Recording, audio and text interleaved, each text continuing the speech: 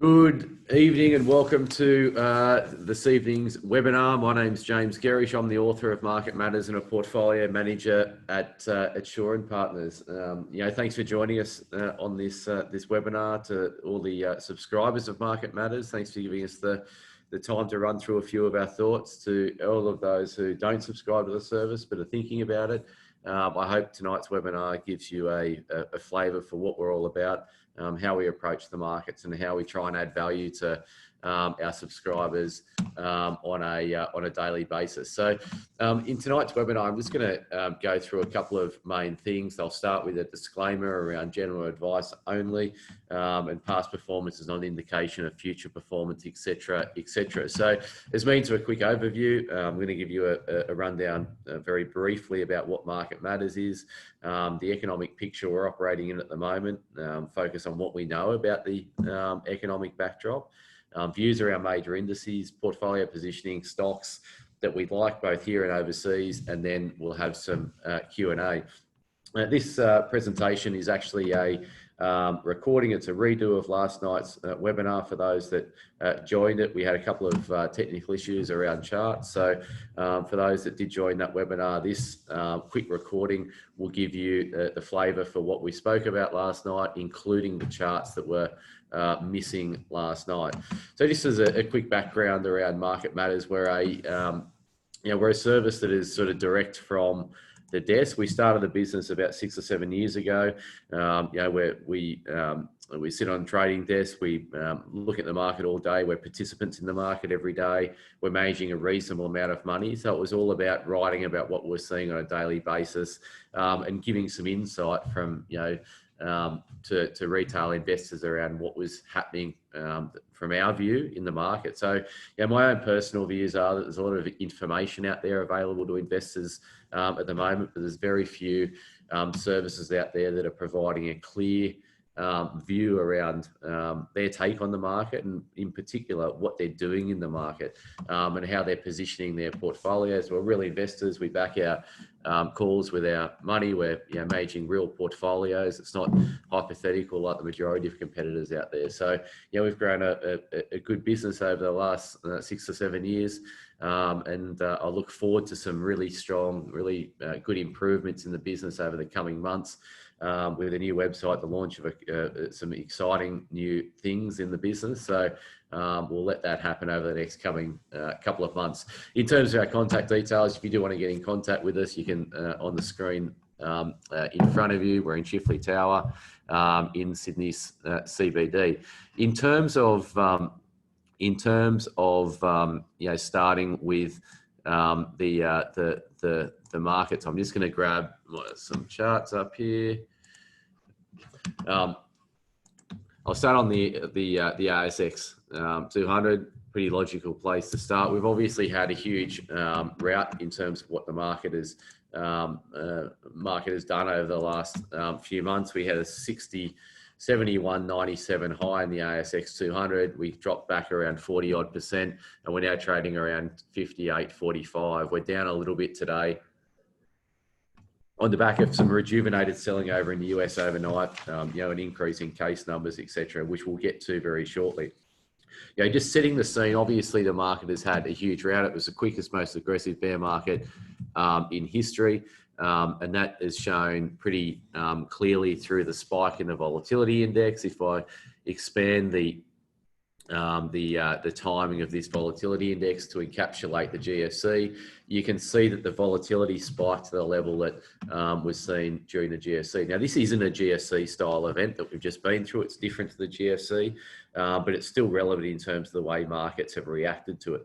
The sell-off has been hugely aggressive. I think that comes down to a bit of positioning. I think there was a lot of leveraged hedge funds over in the US that needed to unwind positions at any cost. I deal with a couple of traders who had who had one of their clients, had to close down $4 billion of positions in about a week, or they lost $4 billion on positions in about a week. They were forced liquidators of stocks and risk assets, etc. So I think there's a lot of forced selling going on as a consequence of COVID-19 and the shutdowns, the unpredictability that we saw as a result of COVID-19.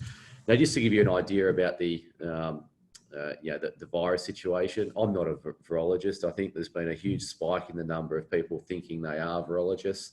We write about the trends that are happening, etc. We've got to be conscious of it, but I also am really conscious that we can't add a lot of value. We can't add a lot of edge in terms of what's happening from a virus perspective. So we haven't written a huge amount about the virus. But we're conscious of it. In terms of the health outcomes, I think it's pretty clear to say in Australia we had better health outcomes than was expected when we first went into this. The expectations for about 100,000 people to pass away. We've now sitting on about 103 at last check, which is obviously a better outcome than first feared. In terms of the economic outcomes, it's also been better. I think there's signs there that we're getting a V-shaped sort of recovery, notwithstanding the issues that we're seeing in the US. I think there's some areas of the US, pockets of the US that are spiking as they open up their economy. So that's something we've got to be conscious of. But I guess the main question I get around the virus and what the market is doing is around how you justify markets, the run markets have had based on the dire economic expectations or outcomes that we're getting, and it comes down to money. We know that there's been a huge amount of stimulus thrown at the system. We know that stimulus has been put in place when the health outcomes were perceived to be, or were likely to be, harsher, worse than we're actually seeing. So there's a huge amount of stimulus in the system. In terms of domestically, we've had $260 billion worth of stimulus thrown at the Australian economy.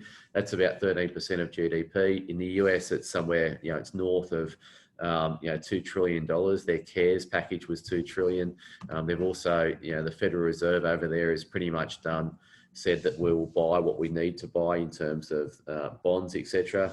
If you rewind the tape and think back in the GFC, the asset purchase in the GFC was something around the $800 billion mark. So that gives you some idea around the quantum of the current support from central banks. So it comes down to money, the supply of money, and the cost of money. So we know interest rates are incredibly low in Australia. Obviously, 0.25%, the lowest in history. But we also know that interest rates looking forward. So if we look at bond yields, etc., which is something we often write about in terms of Market Matters, they are, the 10-year bond yield is sitting somewhere south of 1%. It's around 0.9 of 1% over a 10-year period. You can see that. So interest rates are low, and they're expected to be low for quite a while. So that's going to be supportive of asset prices. I think the market overall is also still underweight equities. They're underweight particular parts of the market.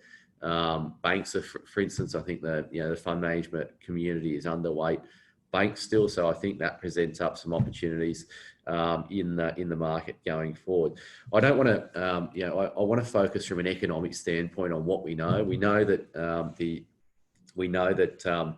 that there's been a huge amount of support in the system. That's probably underpinning some of our better economic data, retail sales, and the like. So that does, or is likely to come off in September. So there is going to be some realignment of the economy at that point, and we'll get a better read on the economic outcomes then. But for now, I think you've got to be conscious of the fact that there's a huge amount of money in the system. Money is cheap, and that is supportive of risk assets. Sometimes we just got to dumb it down to things that we know, and right now that is what we know.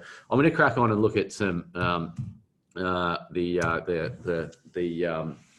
indices here. So the S&P 500 is on the screen in front of you. I'm just going to go up to just tighten that up a little bit. So obviously there's been an exceptional rally from the lows here, where we're only a few percent below the all-time highs in the S&P 500. So there's a lot of positivity being baked into the equity cake after a 35% correction over in that market. So right now, I wouldn't be surprised. I was looking, we've written that this week a number of times that we're a little bit in no man's land in terms of the S&P 500.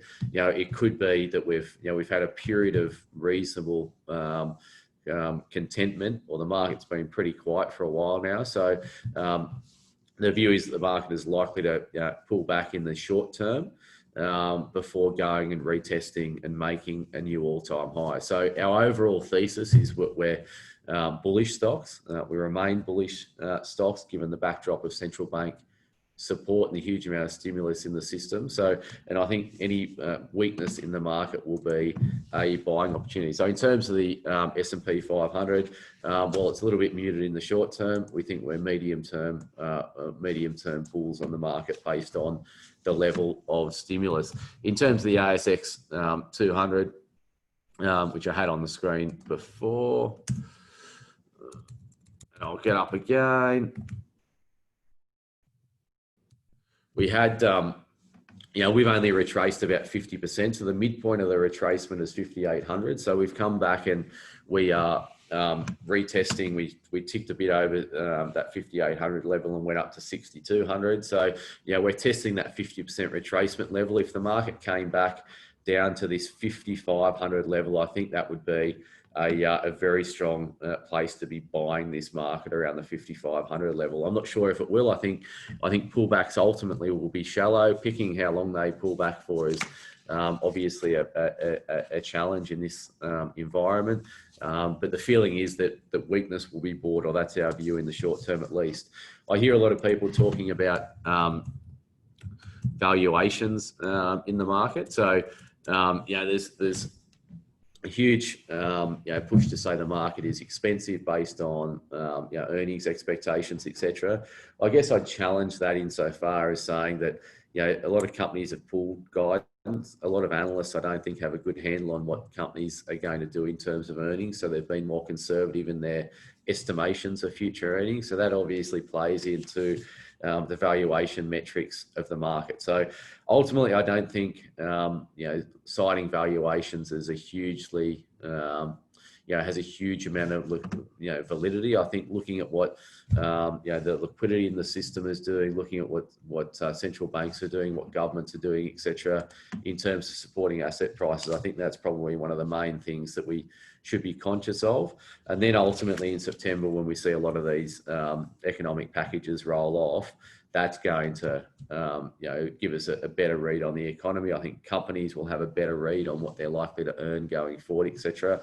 So that'll give us a better read in terms of that. So if I go back to this chart, and I think if you take one thing away from what we speak about today, it's all around the availability of money, and this M2 money supply is a really key chart in my view, and it shows just the huge expansion in the amount of money in the system relative to, say, 2008, 2009, coming out of the GFC. So in that sort of environment, you think about how you position portfolios. So our core views are around resources are going to be well supported here for a couple of reasons.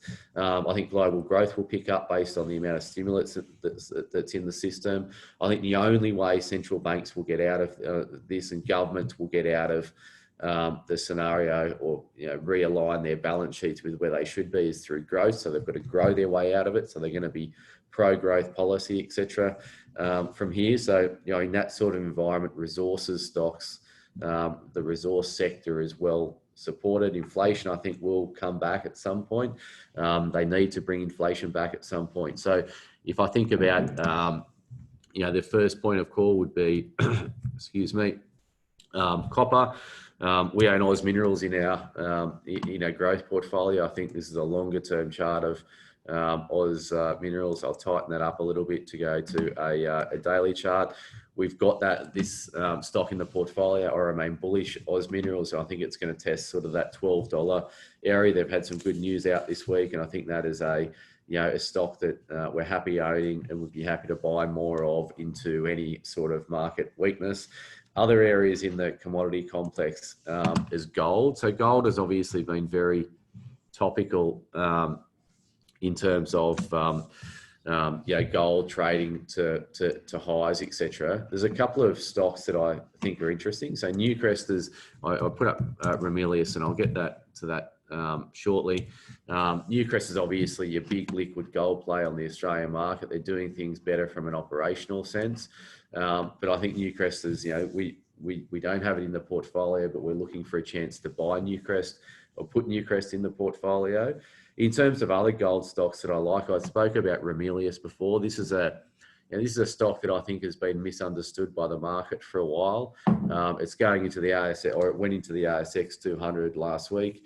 And there's a couple of things at the corporate level, operational level, that they're doing well. And I think that stock is one that could be a real winner for investors in the medium term. So Ramelius in the gold space is sort of that mid-tier gold company that we're considering putting in the portfolio. And Geo Pacific is right down the bottom, small cap, $170 million market cap company. They're developing an asset in PNG. It's a big asset. It's going to be a couple of years before they get into production. But if they do, then they're going to be a really cheap gold stock listed on the Australian market. In the last few recordings, notes, we've spoken about nickel. I think there's a really strong case that nickel is bottoming. At the same time, I think iron ore is probably tapping out, so on the upside. So I think iron ore has had the majority of its run, and I think things like nickel are starting to move. So Western Areas is your only pure play nickel company on the Australian market that is in production at the moment. So it's sort of the go-to nickel company. They had some good news this week from some drilling results that were really strong. So nickel, we're looking to add nickel into the portfolio, and Western Areas would be a key way of doing that. Going into the mid-cap space, Mincor is a stock we like, MCR. They're actually out there raising money at the moment. They're doing it a placement through Macquarie and Canaccord, I think. They're raising it around 72 cents from memory. So that's one that looks interesting to me at the moment. So MCR is the code for Mincor. So they've had a checkered history over the last little while, but they've been improving pretty well in the last little while. So we like Mincor at these, around that 70 cent level. They're placing stock at 72. So getting it around that 72 or 70 level would be, interesting to me. And the other areas in the commodity complex that I like in the smaller company space is Strandline, STA, which is a mineral sands miner, which I think is, offers upside. I guess the other thing around Mincor, just taking back a step to Mincor for a second, Andrew Forrest owns 14% of that company. BHP is nearby to their mine in WA. There's a lot of reasons why BHP would want Mincor to get that mine into production. So that's an area we like. We have a lot of talk about banks, etc. So, my quick take on banks is that I'm not overly bullish in terms of earnings growth for banks, but I'm bullish in terms of share price growth from here. I think banks have been oversold based on higher provisioning. So if the economic outcomes from COVID are better, that implies that bank provisioning is really strong, really high. Governments have been involved in the level of provisioning that banks have taken for forward-looking bad debts associated with COVID. I think if we take a sort of an 18-month view in terms of the banks, then we're going to see that bad debt provisioning back out, so normalise, and then that's going to obviously set up some strong growth in profitability for the banks, and then dividends being reinstated. So if I look a couple of years, if I look 2 years out, then banks, as bad debts normalise, are now trading sort of on single-digit PEs, yielding 5.5% to sort of 8.5%. So I think banks look good in the next couple of years, notwithstanding some volatility in the short term, but I think banks look good here. Property stocks have been interesting. I speak to a lot of, just a few trades going through. I speak to a lot of businesses in my role. We have a lot of companies coming through our offices. We've had, I think we've met 4 or 5 companies this week alone. So I get a lot of feeling, I get a lot of sense around how businesses are actually performing in this market, and what businesses are actually doing in this market, and what they've experienced from the COVID-19 impact onto their operations. So going forward, the majority of people think they're going to run leaner businesses. There's going to be less fat in the businesses. There's going to be more work from home, more flexibility in terms of working arrangements. There's going to be less requirement for offices, more requirement for IT and technology, etc., and a real understanding of the value of IT. So that, to me, that has ramifications for things in, say, property, so office buildings. I think there's going to be less demand for that going forward. I think we all know that the retail landscape has changed. The amount of demand for shopping malls and retail premises, and the returns that are achieved on those sort of assets. I think there's a reason to be negative in that area of the market. In terms of, I spoke about, domestic stocks that I quite like at the moment. So, the technology area is an interesting one. And I think there's a couple of areas in technology that I find interesting. So, streaming, so video streaming, content through the internet, I think is a really interesting thematic. To play that, the biggest Goliath in there is Amazon. Obviously, it's involved in retail, online retailing, but Amazon Web Services is a really big growth area in that operations. Locally, you can play it through NextDC. So NXT is a data business, and Trade Desk is one that we've got in the international portfolio, TTD, that I'm really bullish on. So TTD are an advertising platform that plug in ads into streaming services and online advertising. They provide a heap of data and smarts, and provide advertisers with a huge amount of insight into where and what and why they should advertise in specific areas. So that is a stock that I like. So just to show you a couple of these on the screen, Trade Desk has had a really strong run post COVID-19. It's ticked up above $400 a share, and it's come back under $400 overnight. If that comes back, down to that 350 area, I think that's a really strong place to buy it. We do own an international portfolio, but I think that's a really strong place to go out there and buy this is a really, really good business. And I framed that in the webinar. There's one international stock that I'd love to buy. I'd love to hold is Trade Desk, TTD. In terms of other stocks in the IT space, or the payments platform space, has really been an interesting area to be in. There's been a huge amount of appetite to buy into things like Afterpay, Zip, etc. So Afterpay, to give you an idea, listed in around 2016. They listed on a $165 million market capitalization. They're now at a $16 billion market capitalization. Simply phenomenal.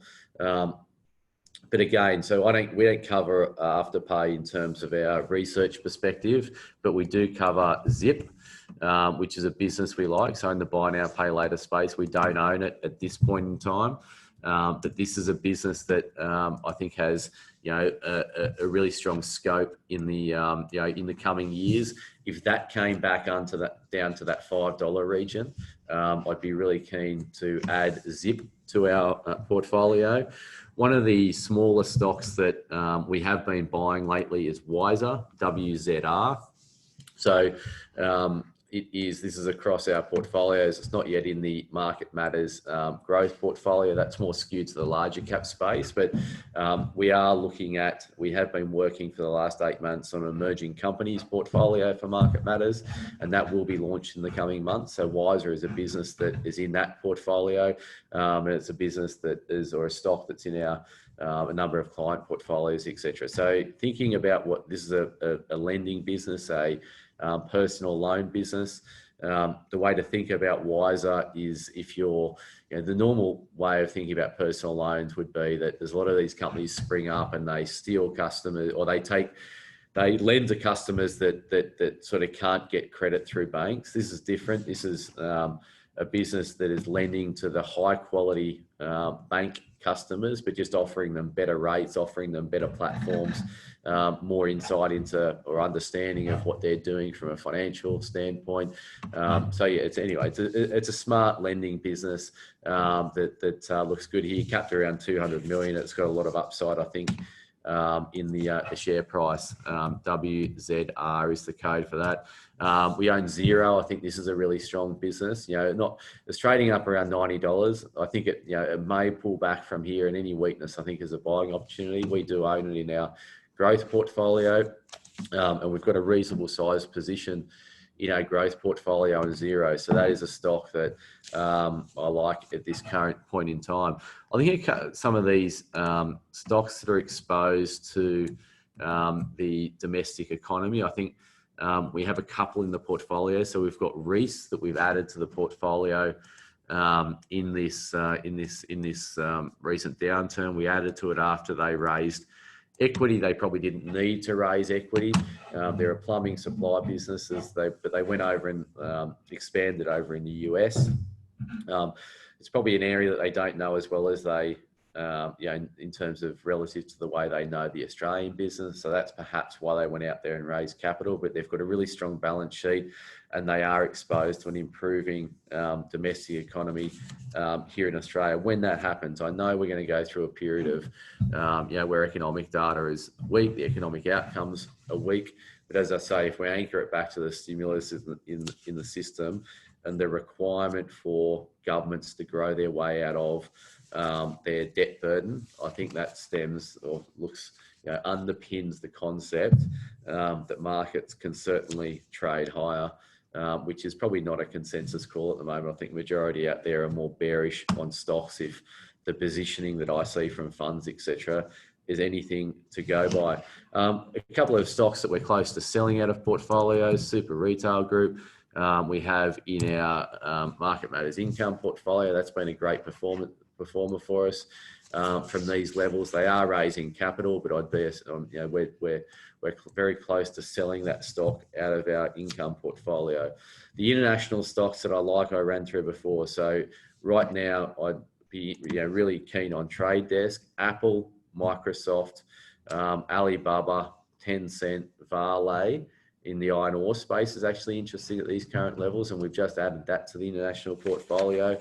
And Starbucks is something that I'd also have a look at into weakness at this current point in time. As I said, the Market Matters business is soon to be launching a emerging companies portfolio. That's something we've been working on for a while. At the same time, we're launching a complete new IT infrastructure for Market Matters. So, from existing subscribers, I hope you find, the developments over the coming months really useful. I'm excited about them. They should be really good. They should take the business and the experience that our subscribers get to a complete new level. So that's something we're really excited about, and that will correspond with the launch of a new emerging companies portfolio as well. I'm going to end there in terms of the presentation from my side. There's a huge amount we could cover, given what the market has done. But I'm going to crack on to some of these questions that we've been sent through. So the first one is ALX and IRE in terms of the share purchase plan. So Atlas, Arteria, and Iris. Atlas is raising money through an SPP. The SPP price is 620. Stocks trading at 651. There's the mechanism in these SPPs that they will discount the SPP price if it's below that 620 issue price. I like this stock. I think it's probably a place to a good point at 620 to go in there and increase exposure to ALX. We don't own any in our portfolios, but we have Transurban in our portfolios, which we like into weakness. So as a consequence, I think ALX is also an interesting proposition. And Iris is raising money to make an acquisition. They're raising it 10.42 versus stock price of 10.78, so it makes sense to participate. And they're also, I like the acquisition that they're making. So they're making an acquisition on OneView, buying OneView, which is a investment platform. So they're sort of diversifying their business from here. Sorry about these pop-ups. We're just getting there. There's trades going through our system. There's a question here about if one believes the Aussie dollar will strengthen in the short to medium term against the US dollar, how do you position that in portfolio? So we spoke about resources. Resources typically do well in a rising Aussie dollar environment. Gold typically does well because of US dollar weakness. There is you think about US earners in Australia. I think there's probably a case to make that something like a Macquarie will struggle more in as the Aussie dollar rises. So that they generate now about 70% of their earnings overseas. So Macquarie could struggle. Excuse me. Aristocrat is obviously a business that's got a reasonable amount of overseas earnings. So I guess you try and avoid the US dollar earners to a degree. You don't take those completely out of the portfolio, but you realise that that's going to be a headwind for them. And resources is probably the best way. And we've spoken about resources in today's presentation. Whitehaven Coal is a question here. Is it deep value at these levels? We've actually written about Whitehaven Coal quite often. I've often thought of it as a deep value play. Everyone hates coal stocks. Whitehaven Coal has completely been on the nose, and I think rightly so. There's one thing I'd caution about Whitehaven Coal. The global investment community is negative coal. There's less banks that lend into coal, which increases the cost of their funding. There's also a large overhang of shares likely to come out from Farallon. So they're a US hedge fund that was involved in the lending arrangements to Nathan Tinkler, and then they took shares on, and they've been a seller of shares for a while now. So they sold, the last time they sold was in November of 19. They sold about 95 million shares. They've got about 50 million shares to go. So I think that there's still overhang. I think that might push Whitehaven. It's not a big call now. The recent low is 137.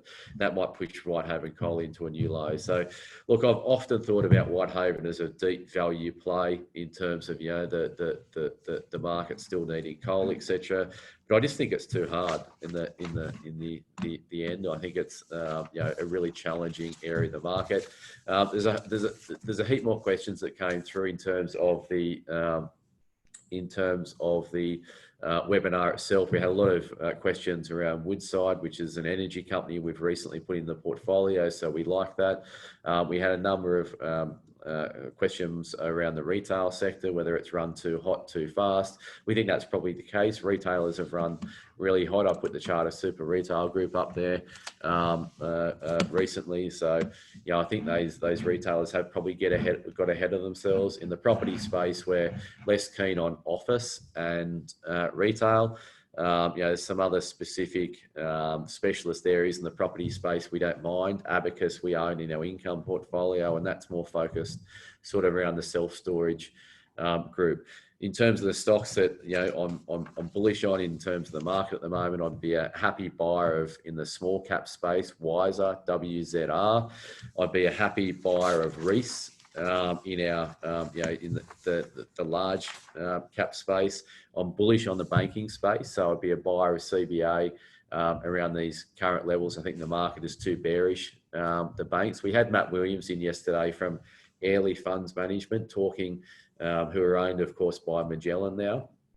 And the banks are a discussion point in terms of that presentation. So, they're underweight banks. His view is that everyone he speaks to in the market are underweight banks, so they don't like banks. So, and if you overlay with that, our view around bad debts normalising and that making bank earnings become more attractive in the outer years, I think there's a case to make to go against the crowd and sort of be accumulating banks at this current point in time. And then I went out there and spoke about resources. We're bullish resources. We're looking at a spot for areas to buy into the gold space. We're looking at areas to potentially take off some of our iron ore exposure and switch into more value orientated or cheaper metals like nickel. I think is one to certainly watch in the near term. So anyway, I hope you found the webinar useful. We'll do more of them over the coming months. If you do want any more information about Market Matters, jump on the website or call the office. And we're only too happy to help. Good luck out there in the markets. It's a pretty challenging time, but I think there's reason, notwithstanding the virus, that I think is going to stay around for a while, and I think there's going to be volatility in the market will stay. I think we've gone through peak volatility. I was out with a couple of traders overnight from who operate in the investment banking space, or traders for investment banks. They saw in March some huge liquidations of really leveraged portfolios. I think we're through that now. I think that's done. So I think although volatility will tick up, we've gone through the peak volatility in the market in March, and in my view, there's probably reasons to be more a little bit bullish in terms of the market. Notwithstanding some short-term volatility that we expect. So anyway, I hope you found the webinar useful, and I'll speak to you again soon. Bye for now.